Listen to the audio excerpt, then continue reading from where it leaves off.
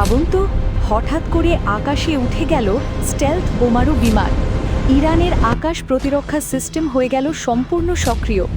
মধ্যপ্রাচ্যে কি শুরু হতে যাচ্ছে আরেকটি ভয়ঙ্কর যুদ্ধ? আজকের ভিডিওতে আমরা জানব কেন যুক্তরাষ্ট্র B-2 বম্বার মোতায়েন করছে এবং কেন ইরান এত দ্রুত প্রতিরক্ষা প্রস্তুতি নিচ্ছে।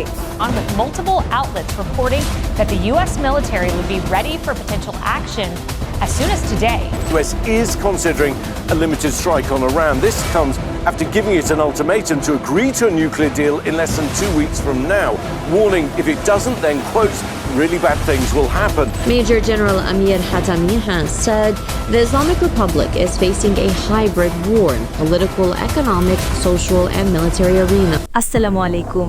সাম্প্রতিক খবর অনুযায়ী যুক্তরাষ্ট্র তাদের অত্যাধুনিক B-2 স্পিরিট স্টেলথ বম্বার মোতায়েন করেছে। এই বিমানগুলো এতটাই উন্নত যে রাডারে ধরা পড়া প্রায় অসম্ভব। বিশ্লেষকরা বলছেন এটি শুধু সামরিক মহড়া নয়, বরং একটি শক্তিশালী বার্তা যা সরাসরি ইরানের উদ্দেশ্যে দেওয়া হয়েছে। অন্যদিকে ইরানও বসে নেই। ইরানের আকাশ প্রতিরক্ষা ব্যবস্থা দ্রুত সক্রিয় করা হয়েছে। রাডার, মিসাইল সিস্টেম সবকিছু প্রস্তুত রাখা হয়েছে সম্ভাব্য হামলা ঠেকাতে। মধ্যপ্রাচ্যের এই উত্তেজনা আরও বেড়ে গেছে কারণ যুক্তরাষ্ট্র এই অঞ্চলে তাদের অন্যতম বড় সামরিক বাহিনী জড়ো করছে। এতে করে আশঙ্কা তৈরি হয়েছে এই পরিস্থিতি যে কোনো সময় বড় সংঘাতে রূপ নিতে পারে। বিশেষজ্ঞরা মনে করছেন যদি কোনো ছোট ভুল বা উত্তেজনা বাড়ে তাহলে তা সরাসরি যুদ্ধের দিকে গড়াতে পারে। ইরান ইতিমধ্যেই সতর্ক করেছে তাদের ওপর কোনো হামলা হলে তারা কঠোর জবাব দেবে এবং সেই জবাব শুধু প্রতিরক্ষা নয় বরং আক্রমণাত্মকও হতে পারে।